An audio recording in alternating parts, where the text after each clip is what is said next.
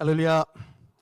네, 오늘도 변함없는 믿음을 가지고 수요 예배에 나오신 여러분들께 우리 하나님께서 오늘 예배 시간 가운데 우리 모두를 만나주시고 특별히 하나님의 말씀을 깨닫는 지혜로 말미암아 우둔한 자가 지혜롭게 되고 여호와의 말씀의 능력으로 우리의 심령이 소성케 되어서 하늘 가는 밝은 길이 우리 앞으로 쫙 열려질 수 있는 은혜의 통로가 여러분의 가운데 나타나게 되시기를 주님 이름으로 축원합니다. 우리는 지금 계속해서 성경 파노라마 시리즈로 말씀을 나누고 있습니다. 사실 이게 여러분의 머릿속에 좀 뇌리에 각인이 되려면 무수히 많이 반복을 해야 됩니다. 그래서 제가 사실 이게 반복하는 것도 좀 좋아하는 편이긴 한데 이게 무수히 많이 반복을 하다 보면 이게 도대체 언제 끝날지를 모르겠어요.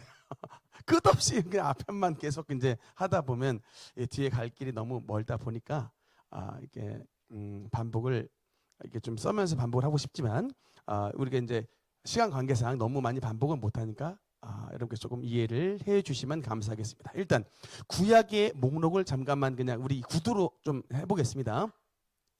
구약은 크게 5가지 목록으로 나눴습니다. 첫 번째 모세오경, 두 번째 역사서, 세 번째 시가서, 네 번째 대선지서, 다섯 번째 소선지서라고 그랬죠. 그래서 5가지의 큰 범주로 나눌 수 있고, 그 다음에 모세오경은 5개 시작. 장, 레, 민, 신. 그렇죠. 그 다음에 두 번째 역사서는 여호수아, 사사기, 룻기, 사무엘상, 사무엘하, 열왕기상, 열왕기하, 역대상, 역대하, 에스라, 느헤미야, 에스더. 이게 12권이었습니다. 그 다음에 세 번째 파트였던 시가서 5가지입니다. 욥기, 시편, 잠언, 전도서, 아가서. 그 다음에 네 번째 파트인 대선지서, 이사야, 예레미야, 예레미야애가, 에스겔, 다니엘. 그 다음에 마지막 5번째인 소선지서, 호세아, 요엘, 아모스, 오바댜, 요나, 미가, 나움, 하박국, 스바냐, 학개, 스가랴, 말라기. 아멘. 이렇게 해서 39권이 됐습니다. 그래서 이게 전체의 39권이 5가지의 방으로 만들어져서 이렇게 이루어졌고, 그 다음에 그 구약은 또 7가지 시대로 나눌 수 있었습니다. 그래서 구약은 구약의 7가지 시대. 이건 첫 번째는 창조 시대, 두 번째는 뭐였죠? 족장 시대, 세 번째는 출애굽과 광야 시대, 네 번째는 가나안 정복 시대, 다섯 번째는 사사 시대, 여섯 번째는 왕정 시대. 왕정 시대는 왕이 다스리는 시대를 왕정 시대라는 겁니다. 그 다음에 7번째는 뭐죠? 포로 시대. 그래서 7가지 시대로 구약 전체가 스토리가 이어지게 된다. 그래서 여러분 이게 성경을 너무 그냥 이게 암기만 하려고 하지 마시고 이 흐름을, 제가 파노라마를 하는 게 뭐냐면요, 흐름을 보자고 하는 겁니다. 제가 사실은 지금으로부터 10년 전, 11년 전에 이미 한번 교회 개척 초창기에 수련회 가서 흐름으로 보는 성경에 대해서 한번 여름 수련회 때 참여하신 분들에게 한번 했던 적이 있었습니다. 10년 전에. 기억을 하시는 분이 계시네요. 근데 그러니까 제가 이게 파노라마를 하는 건 뭐냐면 어떤 디테일한 내용을 우리가 머릿속에 넣는다라기보다는 구약의 성경, 이제 신구약 다 알 텐데 성경 전체의 흐름이, 그러니까 이런 마치 강이 이런 그림으로 굽이치듯이 또 지도를 보면 이런 등고선이 나타나서 대강 우리가 우리 또 지도를 보면은 전체의 정확한 위치는 찝을 수 없지만 대강 지도 안에서 서울은 이 정도의 위치에, 인천은 이 정도의 위치에, 천안은 이 정도의 위치에, 대전 여기, 대구, 부산 이렇게 이제 대강 광주 이런 위치가 대강 어느 정도의 위치에 있다라는 것이 지도의 머릿속에 그려지듯이 우리가 성경의 내용이 대강 이런 전체적인 그림을 가지고 있구나라는 것을 머릿속에 넣는 것이 이제 이번 신구약 파노라마의 이제 목표입니다. 그래서 어떤 디테일한 내용을 외운다기보다는 흐름을 전체를 좀 봐주십사라고 이제 말씀을 드리고 싶고요. 그래서 그 중에 이제 우리가 지난 시간에 이제 창조 시대에 대해서 말씀을 드렸는데, 창조 시대는 특히 4가지 정도가 있었습니다. 첫 번째 뭐였죠? 이제 전지창조. 그다음에 두 번째는 타락. 세 번째는 노아, 홍수. 네 번째는 바벨탑. 이제 이렇게 네 가지 그림이었는데, 그래서 천지창조는 들어가 보니까 하나님께서 이제 특히 이제 6일 창조에 대한 이야기, 이건 아셔야 됩니다. 천지창조에 대한 6일 창조, 첫째 날부터 여섯째 날까지 이 내용 그때 배웠었고, 그다음에 두 번째는 에덴 동산 안에서 하나님께서 사람을 아담과 하와를 만드신 이야기가 있었죠. 네, 그런데 그리고 이 안에서는 특히 언약이 들어 있었는데, 이 에덴의 언약이 두 가지였습니다. 뭐였죠? 첫 번째는 선악과에 대한 언약이 있었고, 두 번째는 뭐다? 가정의 언약이 있었다. 그래서 여러분의 가정이 하나님의 원형이 어디냐? 에덴이에요. 이걸 아셔야 된다니까. 하나님께서 우리를 알타미라 동굴 안에 가정을 넣지 않았어요. 우리의 가정의 원형을 에덴 동산 안에 두셨다라는 뜻은 뭐냐면, 가정을 하나님의 천국으로 만드신 것이 주님의 설계도예요. 근데 오늘날 가정이 지금 파괴되고 있죠. 왜냐? 가정 안에 사탄이 들어온 거라니까요. 그걸 아셔야 돼. 에덴 동산 안에 마귀가 들어왔더니 결국은 이는 내 뼈 중에 뼈, 살 중에 살이라고 노래 불렀던 아담이, 여러분 나중에 하나님이 만드신 저 여자 때문에 타락했습니다라고 이게 벌써 나뉘잖아요. 그러니까 이게 마귀의 게임을 넘어가면 가정이 박살이 나더라. 그래서 하나님이 어쨌든 이 하나님이 만드신 언약, 주님의 약속이 이 가정의 약속이 있고, 그리고 이 선악과를만 먹지 말고 나머지 모든 것을 다 너에게 주겠다라는 약속인데, 안타깝게도 이 타락을 하게 됐다. 그래서 우리가 지난 시간에 타락에 대해서 첫 번째 파트 신라관에 대해서 우리가 말씀을 나눴죠. 그래서 어떻게 에덴 동산에 쫓겨나게 됐는지. 두 번째는 가인과 이제 아벨에 대한 이야기.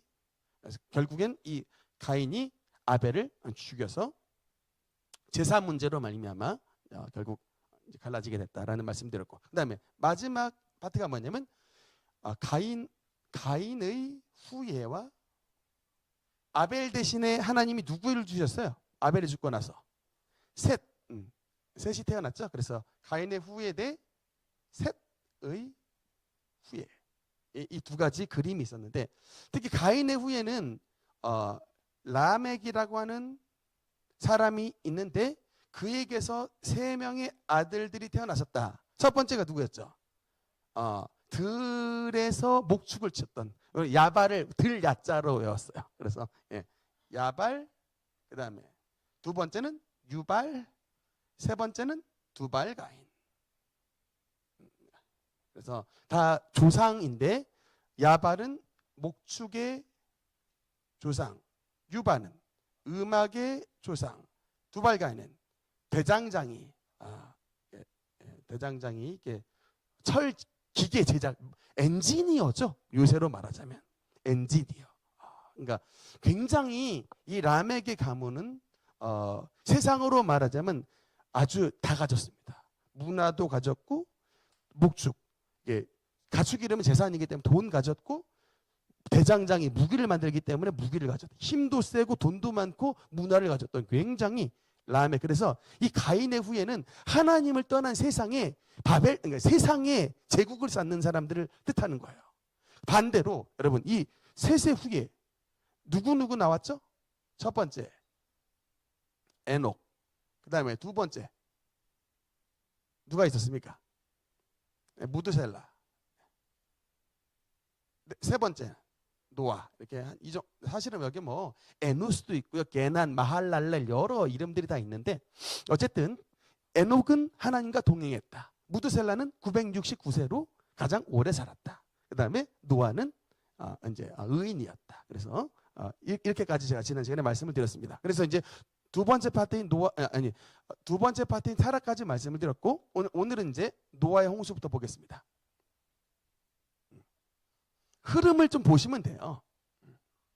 이게 이런 여러분이 두발, 가인, 야발, 유발 이런 거 외우셔도 좋지만 뭐 신대원 준비하지 않는 이상 이런 뭐 디테일한 지식은 필요 없고요.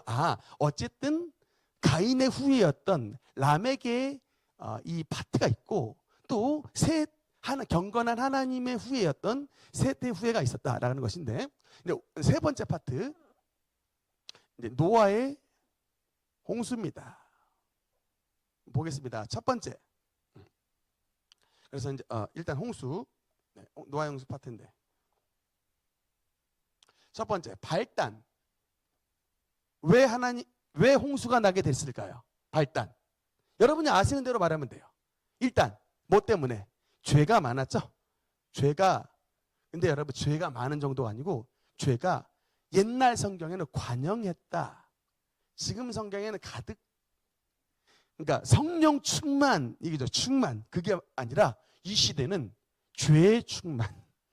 죄가 하늘에 닿을 정도 충만. 그러니까 여러분, 이게 하나님도 어지간하면은 봐주십니다. 기다려요. 근데 이게 집안에 죄가 가득하잖아요. 그러면 이제는 하나님이 손을 대시는 시간이에요. 하여튼 소돔성에 죄가 가득하잖아요. 하나님 그 성에 손을 대시는 거야. 이제 이 확대해가지고 세상에 죄가 가득했다. 주님이 손을 대시는 시간. 그래서 죄가 간영했는데 여기에 보니까 이런 표현이 있어요. 하나님의 아들들이 사람의 딸들에게 이제과 결혼했다. 그들이 눈에 보이는 대로 다 아내를 삼았다라는 말씀이 나와요. 그래서 결혼한 것이 문제가 아니라 일단 하나님의 아들들이 누구냐, 이건 좀 약간 신학적 문제가 있는데, 그냥 우리 장로교식으로 말하자면 아까 말했던 셋의 후예들이에요. 아까 얘기했죠. 그 여호와의 이름을 불렀던 그 경건한 셋의 후예들이, 사람의 딸들은 누굴까요? 반대로 말하자면 가인. 아까 말했죠. 가인의 후예 쪽에 마음이 뺏겨가지고 돈 많고 무기 세고 음악 좋아하고 노래 부르는 이 판에 그냥 하나님의 아들들이 마음 싹싹 뺏겨가지고 신앙 다 냈다 던져버리고, 이야 여기가 별천지네. 그래서 여기 사람들하고 죄다 결혼해버리는 일이 발생한 거예요. 여러분, 이게 무슨 말입니까? 신앙의 변절. 그러니까 여러분, 이게 셋 자손들은요 사실 어려워요. 왜? 여러분, 나중에 한번 창세기 5장 족보를 한번 읽어보세요. 셋의 후예에 어떤 세상의 문화와 관련된 사람들이 안 나와. 참. 그러니까 여러분, 이게 찬송가 있죠. 사람을 보며 세상을 볼 땐 만족함이 없었네요. 우리 예수님을 믿는 사람들이요, 돈 쫓아가고 문화 쫓아가고 여러분 권력 쫓아가죠. 정말 그것에 비해서 우리 정말 그 잣대로 비교하면요, 우린 세상에 이것만큼 작은 사람이 없어. 이것만큼 덜 떨어져 보이는 사람이 없다고. 그 기준으로 여러분 우리를 보잖아요. 우린 너무나 왜소한 사람들이에요. 사실은 이것 때문에도 니체가 좀 분노를 한 포인트도 이것에 있어요.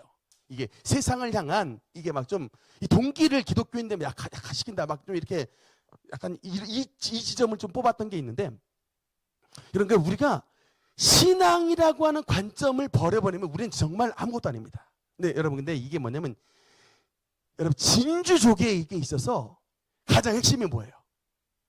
진주족에게 있어서 가장 핵심이 뭡니까? 진주죠.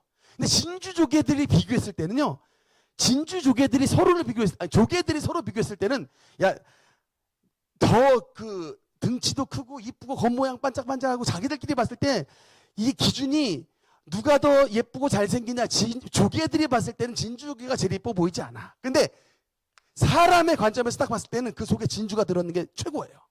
마치 여러분 말하자면 겉으로 봤을 때 돈이나 명예나 권력이나 문화나 이런 것들 우리가 사실은 비교해보면 세상 사람하고 다 떨어지는데, 하나님이 보시기에는 우리를 뭘 보시냐?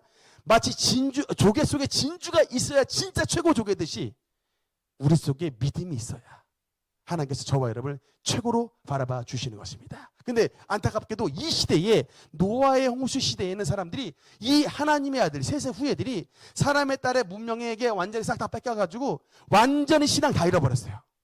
그러니까 잡종들이 돼버리고 신앙 다 타락했습니다. 그래서 하나님이 어떻게 말씀하냐면, 세상에 인간 지으셨음을 한탄하셨다라는 말씀입니다. 그래서 이제 이런 죄가 관영해서 그래서 이제 뭐가 나냐, 이제 하나님의 결심이 나옵니다. 뭐냐면 온 세계를 어떻게 했다? 어떻게 하겠다?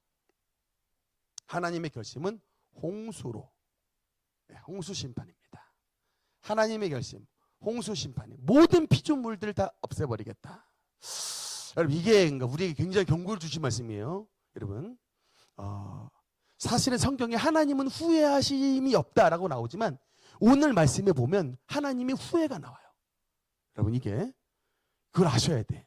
하나님은 후회하심이 없다라는 말씀도 성경에 나오지만 오늘 창세기 6장에는 하나님의 인간 지으셨음을 후회하시고 한탄하셨다라는 말씀이 나옵니다. 그러니까 여러분 우리의 가정이, 우리 교회가 하나님의 본 목적대로 쭉 나가면요 하나님의 블레싱을 받아요. 근데 우리 택함 받았다고 하나님의 백성들이 하나님의 길대로 걸어가지 않으면 하나님은 후회하세요. 이걸 아셔야 된다니까. 여러분의 가정이 주님의 목적대로 쭉 나가면 하나님의 블레싱이 임해요. 근데 그 블레싱이 임해야 되는 하나님의 권속들이 하나님의 뜻대로 정반대로 그냥 걸어간다. 주님이 탄식하시는 거예요. 그래서 성경에 보면 성령이 근심하셨다. 이게 같은 말이에요. 성령의 근심, 탄식. 이게 이제 제가 왜 저래? 이런 거 있잖아요. 여러분의 사랑하는 아들, 딸들이 제대로 가지 못했을 때 쟤 왜 저러니? 이게 바로 하나님 아버지의 마음이시라고. 근데 이게 단순하게 가정 안에서만이 아니라 온 세계가 그렇게 돼서 홍수 심판을 결정하셨지만 그러나 한 사람은 예외셨어요. 누구였다? 노아는 하나님께서 따로 빼셨다. 왜? 뭐라고? 왜요? 하나님의 선택이었었고 또 딱 한마디예요. 그러나 노아는 여호와께 은혜를 입었더라. 여호와의 목전에 아인, 그러니까 그 히브리어로 아인이라는 단어인데 여호와의 목전에 눈 앞에서 은혜를 입었더라. 왜냐하면 의인이었기 때문에 그런 거예요. 그냥 뭐 하나님이 똑같은 다 죄 졌는데 쟤는 사랑하시고 얘는 안 사랑하시고가 아니라 그 죄 많고 음란한 세대 가운데 노아는 그 가운데서 신앙을 지켰더라 라고 하는 것입니다. 신앙을 지켰더니 여러분의 학교에서 다른 사람들 다 죄 졌는데 여러분 혼자만 신앙을 딱 지키고 있다. 여러분은 그 장소에서 노아예요. 여러분의 직장생활에서 다른 사람 다 뇌물 주고 다 타락해 있는데 여러분은 그럼에도 불구하고 말씀을 딱 지키고 말씀대로 걸어간다. 여러분은 그 자리에서 노아입니다. 근데 성경에 보니까 노아는 여호와께 은혜를 입었더라. 다른 인간들 전부 홍수로 다 쓸려가는데 하나님은 따로 노아와 그리고 참 노아의 식구들은 은혜를 입어서 아버지 잘 둔 덕분에 홍수 심판에 쓸려가지 않냐고 살아났습니다. 그러니까 노아 보시고 노아의 자식들 구원해 주시는 거예요. 그러니까 여러분 이게 사실은 뭐 셈과 함과 야벳의 믿음에 대해서는 이야기가 없어요. 근데 하나님이 노아 때문에 노아의 식구들을 구원하시더라고요. 여러분 라합이라고 하는 기생 때문에 기생 라합의 집안 전체를 다 구원하시더라는 겁니다. 주 예수를 믿으라. 그리하면 너와 너의 집이 구원을 얻으리라. 여러분 때문에 여러분의 집안 전체도 구원을 받는 역사가 여러분 가운데 나타나게 되시기를 주님 이름으로 축원합니다. 그래서 하나님께서 노아 노아 시대 홍수를 결정하셨다. 그 다음에 세 번째. 이제 하나님의 결심. 세 번째 파트 이제 방주에 대해서 잠깐 보겠습니다. 방주의 재원. 일단 크기. 성경에 보니까 규빗이라 나왔네요. 300규빗. 그 다음에 50규빗. 그 다음에 30규빗. 이렇게 나왔습니다. 여러분 규빗이 크기가 얼마일까요? 규빗. 규빗이 정확한 단위가 뭐냐면 손가락 끝에서 팔꿈치까지입니다. 이거예요. 이게 규빗이에요. 그래서 대략 45cm를 잡습니다. 그냥 쉽게 말하면 0.5m, 50cm로 보는 겁니다. 그래서 그냥 규빗이 나왔다. 그럼 반 자르면 돼요. 그러면 가로가 몇 미터일까요? 미터로 몇 미터일까요? 150m. 가로입니다. 세로는 25m. 높이는 15m. 우리 능력교회가 높이가 12m예요. 우리 교회보다 좀 더 높습니다. 그리고 150m. 여러분가 월드컵 경기장 정도의 이게 가로가 그 정도 크기예요. 굉장히 큽니다. 여러분 그래서 일단은 노아는 여러분 가난했을까요? 부자였을까요? 만약에 가난했다면 이 정도 되는 목재를 어디서 구하겠습니까? 그렇죠? 이 정도 지금 월드컵 경기장만한 방주를 만들어야 돼요. 월드컵 경기장만한 방주를 만들려면 인력이 한두 명 갖고 되겠습니까? 안 되겠죠? 어마어마한 인부들 다 동원하고 어마어마한 목재 동원하고 엄청나게 긴 세월 동안 만들어야 합니다. 그리고 자칫하면 그 물 새버리면 어떻게 해요? 큰일 나죠. 그래서 역청으로 다 막으라. 최고급 역청들을 썼습니다. 그래서 노아는 부자였습니다. 제가 여러분께 말하고 싶은 건 뭐냐? 여러분 꼭 뭐 예수님을 잘 우리의 믿음이 부와 상관이 없이 생각하시는 분이 있는데, 여러분 하나님께서 은혜 베풀어 주시면 우리의 사업터에도 노아의 방주처럼 하나님께서 노아의 방주를 지을 수 있는 그런 은혜를 베풀어 주신다라고 말씀을 여러분께 드리고 싶습니다. 그다음 이렇게 큰 크기, 그다음에 노아의 방주는 몇 층이었을까요? 손가락으로 하나, 둘, 셋. 네, 3층 구조입니다. 그래서 창이 하나가 있어요. 그래서 이게 우리가 이거 뭐 영적으로 또 얘기하면 또 기니까 그냥 3층으로 넘어가겠습니다. 그다음에 탑승자들, 탑승한 사람 두 파트로 나눌 수 있습니다. 사람과 동물로 나눌 수 있겠죠. 사람은 몇 명 탔을까요? 8명이죠. 남자 넷, 여자 넷입니다. 노아와 셈, 함, 야벳, 그리고 그의 부인들. 이제 그래서 네. 그다음 동물은 하나님의 기준이 두 가지예요. 첫 번째 정한 동물, 두 번째 부정한 동물. 정한 동물은 몇 쌍씩? 7쌍씩. 부정한 동물은 2쌍씩. 그러니까 쌍은 여러분 이제 번식을 해야 되니까 이게 성별이 한쪽만 있으면 번식이 안 되잖아요. 그러니까 하나님께서 이렇게 정한 건 7쌍씩, 부정한 것은 2쌍씩. 그래서 여러분 부정한 동물이라고 하나님께서 다 없애버린 게 아니라니까. 부정한 게 나쁜 거라면 여러분 돼지는 세상에 존재하면 안 되죠. 이미 그 시기에 다 없어져야지. 근데 하나님께서 남기셨잖아요. 뱀들도 다 이 시기에. 그러니까 나중에 그 남겨놨던 까마귀가 뭘 합니까? 엘리야를 먹이잖아요, 여러분. 그죠? 그래서 하나님께서 다 이게 주님의 뜻과 섭리 안에서 다 쓰신다. 그래서 정한 동물 7쌍, 부정한 거 2쌍씩 탑승을 했습니다. 네, 그리고 세 번째. 홍수 기간은 며칠일까요? 비가 40 성경에 보니까 40주야로 써 있습니다. 40일 40주야. 근데 이게 두 가지 파트로 말씀이 나와요. 하늘에서는 첫 번째. 그러니까 어떻게 비가 사실 하늘에서만 내린 게 아니라 뭐라고 나오면 첫 번째 하늘의 창이 열렸다라고 나오고, 두 번째 뭐냐면 깊음에 샘이 터졌다라는 말씀이 나와요. 그러니까 뭐냐면 여러분 어떻게 이게 물이 이렇게 많이 전 지구상에 가득하는 물이 나왔는가 했더니 하늘의 창만 열린 게 아니라 땅에서도 깊음에 샘이 터져가지고 아마 저는 이 시기에 대륙이 이동을 했던 역사들이 나타나지 않았나. 여러분 우리 판구조론 우리 고등학교 때인가 하여튼 좀 배웠죠? 이렇게 원래 한 덩이였는데 이게 나눠지게 됐다. 그래서 그냥 제 추측입니다. 그게 그때 됐는지는 알 수 없으나 어쨌든 성경에 보니까 깊은 이게 바닷속에 있는 깊은 물의 샘이 터져가지고 바닷물도 위로 창일해지고 하늘의 창이 열려서 여러분 이제 어마어마 40일 동안에 물이 쏟아져서 세상에 있는 가장 높은 산들도 다 잠기게 됐다라는 말씀이 성경에 나와 있습니다. 그래서 여러분 이 하늘의 창이 열린 결과 여러분 어떻게 된 줄 아십니까? 나중에 이것 때문에 이게 다 쏟아졌거든요.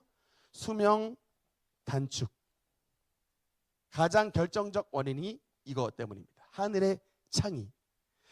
여러분 태양 요새 최근에 여러분 혹시 그 우리나라의 인제, 양구 이런 데서 오로라 나타난 거 보셨습니까? 오로라. 보셨어요? 원래 오로라는 저 극지방에서만 나타납니다. 근데 지금 우리나라에서 오로라가 나타났고 미국 여러 뭐 콜로라도주부터 해가지고 여러 주에서 오로라가 나타났어요. 왜냐하면 태양의 흑점이 팍 하면서 이게 이제 거기에 있는 이게 영향을 받아가지고 자기장부터 해가지고 원래 극지방에서만 보이는 건데 우리나라도 보였는데 여러분 이게 뭐냐면 우리의 피부가 여러분 환데이션 여성 여러분 환데이션 많이 바르죠. 거기에 가장 플러스 많이 써 있잖아요. PA++. 그게 뭡니까? 자외선 차단 지수잖아요. 그러니까 이게 옛날에 바를 필요가 없었다니까. 왜?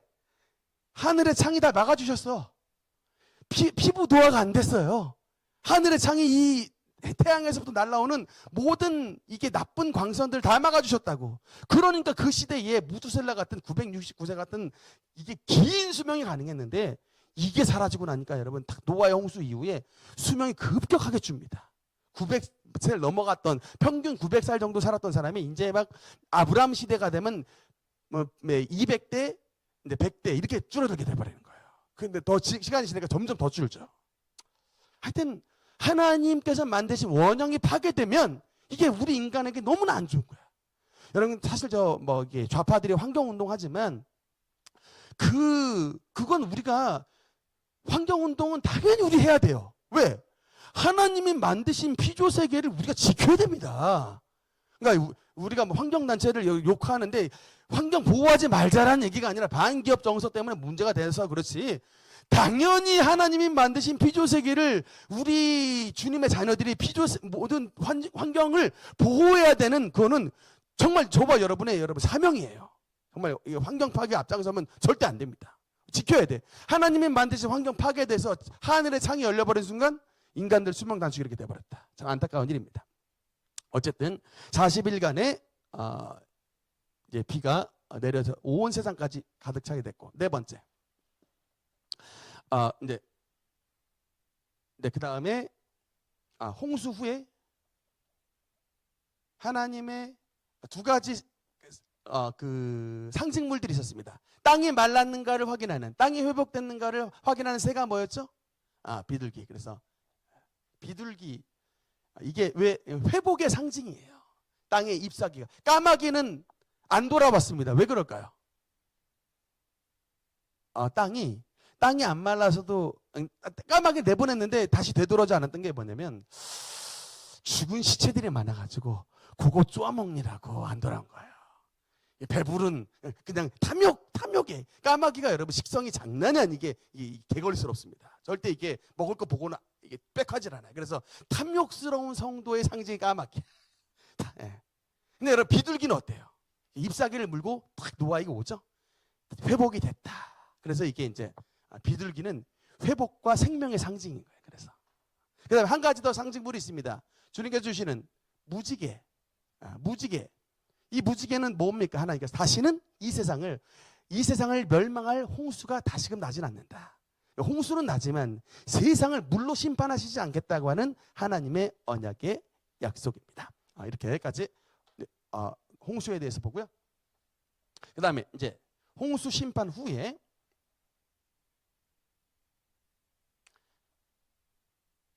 이제 지상에 남은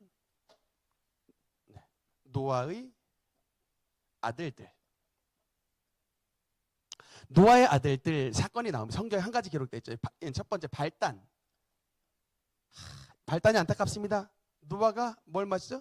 노아의 술 취함으로 그러니까 여러분 의인이어도 이게 실수한다니까요.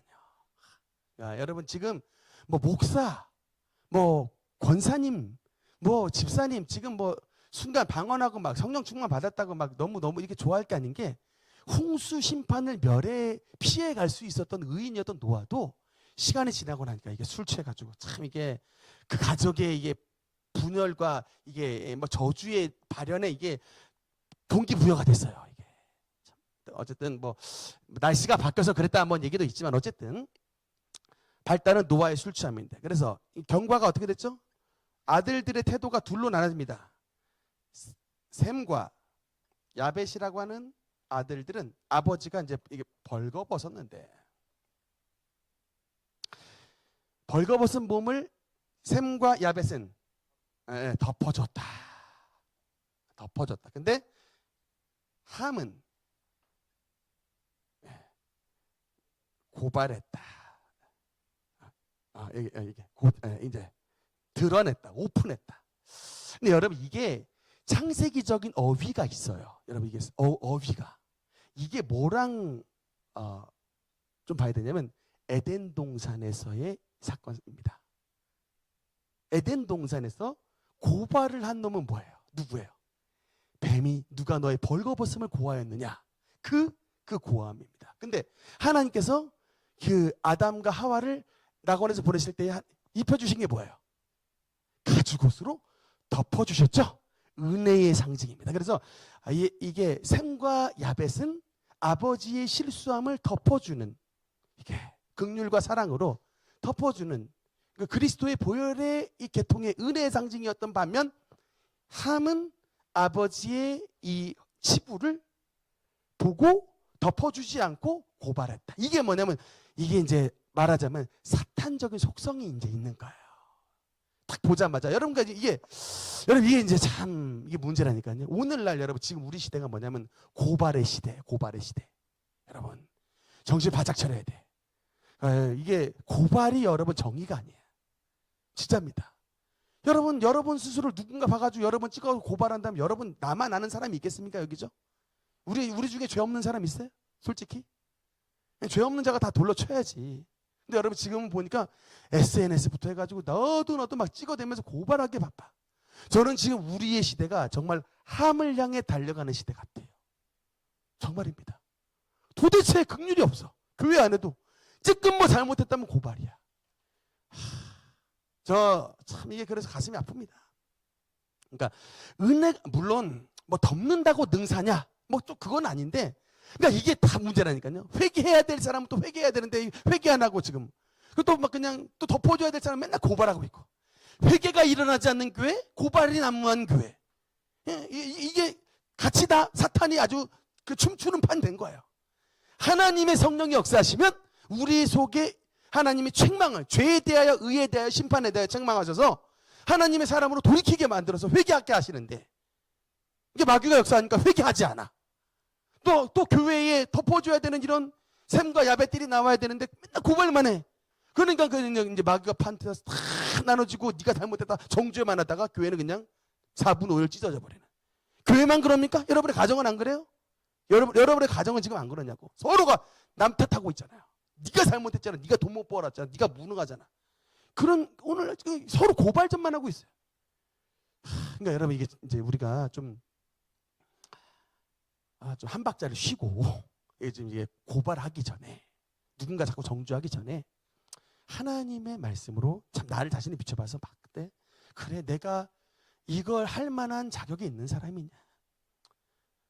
다시는 가서 죄를 범하지 말라는 주님의 그 긍휼하심을 힘입어서 오늘 우리의 생명이 존재하는, 마치 가늠하다 현장에서 붙잡힌 여인이지만 주님께서 용서해 주셔서 오늘날까지 생명이 연장된 것처럼 우리가 항상 빚진 자로서 삶을 살아가야 되는 것입니다. 어쨌든 하나님께서 이 노아의 사건을 통해서 보여주신 것은 셈과 야벳은 덮었는데 함은 고발했다. 결과, 그래서 어떻게 됐습니까?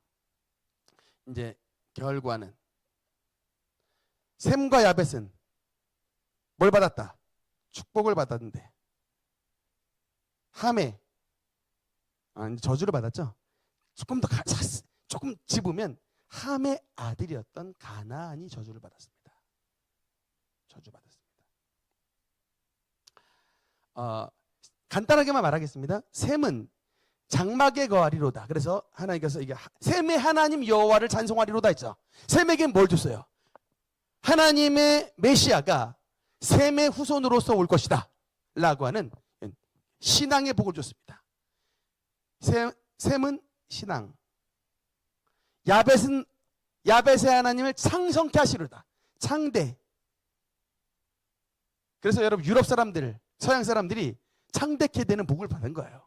키도 커, 인물도 잘생겼어, 좀 부강해, 그렇죠? 뭔가 하드웨어가 좀 다르잖아요. 제가 미국에 가보니까 야 이게 좀 객관적으로 좀 다르긴 하더라고요. 보니까 이게 좀 그렇다 같은 사람인데 좀 이게 미국에 가면 뭐든지 좀 큼직큼직해요. 막 땅도 크고, 막 식물도 크고, 막 동물도 크고, 다 커. 하여튼 하나님이 그렇게 하여튼 이쪽 사람들한테 창대하게 되는 은혜를 주셨어요. 대신에 셈에게는 신앙. 하나님의 아들 예수 그리스도가 이 셈의 후손으로서 오셨잖아요.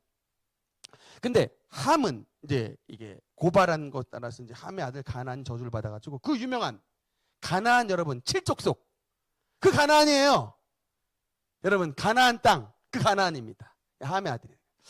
근데 이제 약간 미국은 뭐냐면 죄는 함이 아버지가 졌는데 왜 저주는 가나안이 받느냐.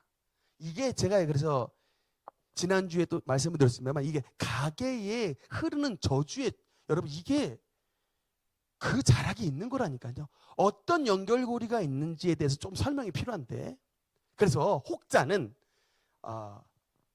술 취한 이건 제 말이 아니고 혹자의 얘기입니다. 술 취한 노아를 가나안이 범했다. 여러분 가나안 족속의 특징이 뭐예요?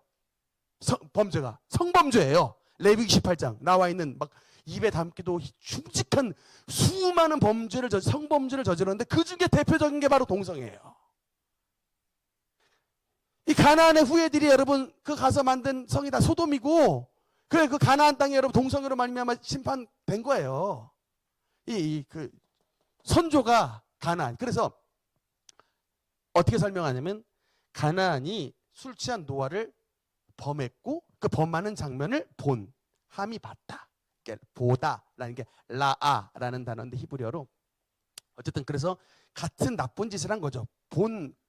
이게 본죄 그다음에 행동을 범한 죄.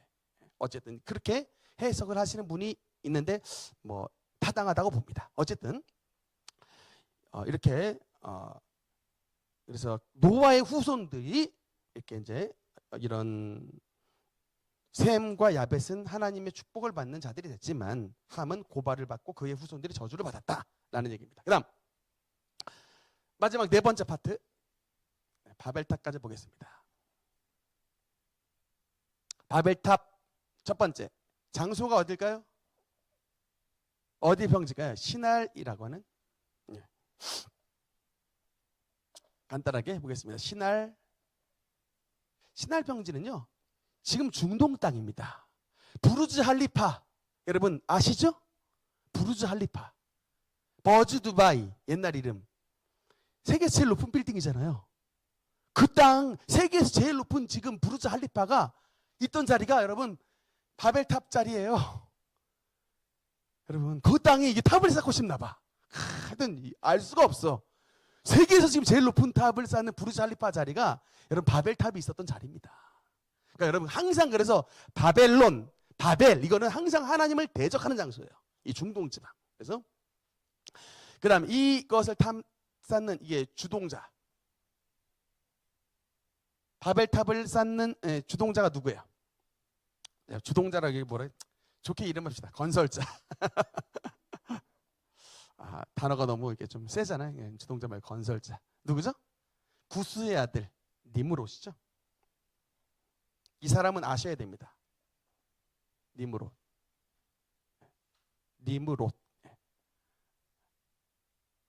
성경에 딱 한마디 나와요. 세상에서 처음 난 영걸이더라. 영걸. 그러니까 여호와 앞에 뛰어난 영. 그러니까 얼마나 여러분 대단했으면 하나님의 이게 여러분 이 대적자예요. 대적자. 영걸. 처음으로 등장했던. 그래서 세 번째 바벨탑을 건설 목적이 두 가지예요. 성경에 보니까 우리의 이름을 낸다. 이름을 내고 나오나. 그다음에 높이 쌓은 이유가 뭘까요? 파워죠. 우리의 힘을 과시합니다. 어떤? 하나님 홍수 내려보세요. 우리 피할 겁니다. 하나님을 빼버린 세상의 제국이에요. 여러분 그래서 이 바벨탑은요 세상을 상징하는 탑이에요. 여러분 세상에서 누구만 알아줘요? 바벨탑 꼭대기 최상층부 펜트하우스에 살고 있는 사람은 알아주잖아요. 세상은 탑 10 돼야지 1등급 맞아야죠. 여러분 1등급 맞아야 서울대 가잖아. 그러니까 우리는 좀 덜한데 저쪽 강남 쪽 가면요 여기에 목숨 거는 아줌마들이 상당수 많아요. 그래서 그냥 우리로 말하자면 지금 공차고 놀아야 되는 막 초등학교 2학년 3학년이 벌써 의대반 넣어가지고 대한민국 의사 돼야 된다고 막 그러면서 이제 의사 되지 않으면 넌 이 인생에 가치가 없어 라고 막 어릴 때부터 막 주입시키는 거야. 그래서 송구하면은 바벨탑 꼭대기에 올라가지만 거기서 떨어진 애들이 뭐가 됩니까? 바벨탑에서 떨어진 애들이 되는 거죠. 여러분 인생이 무슨 의사가 돼야지 여러분 인생에 의미가 있고 안 되면 인생에 의미가 없는 그게 무슨 말입니까? 말도 안 되는 소리지. 여러분 의사가 왜 필요해요? 우리 같은 환자가 있어야 의사가 필요하지. 세상에다 의사면 누굴 고쳐요? 누굴? 그러니까 이게 참 생각하면 단순한데도 이게 여러분 이렇게 속아 넘어요. 왜? 이 바벨탑의 논리 다 당하는 거예요. 1등 해야지만 인생 의미가 있다. 여러분 이 바벨탑의 이야기나 아까 가인의 후의 이야기나 다 마찬가지예요. 하나님을 빼버린 인생들이 추구하는 거예요. 돈이 최고다. 문명이 최고다. 뭐 문화가 최고다. 무기가 최고다. 하나님을 뺀 모든 것들이 추구하는 세계가 바벨탑의 세계고 가인의 후의 세계입니다. 이렇게 이제 그래서 우리의 이름을 내고 여러분 우리는 우리의 이름을 내는 존재들이 아니에요. 우리는 예수 이름으로 사는 사람입니다. 예수로 살고 예수로 죽는 사람들이에요. 그리고 우리의 이름은 마지막에 생명록처에 기록돼서 하나님이 알아봐 주시면 되는 겁니다.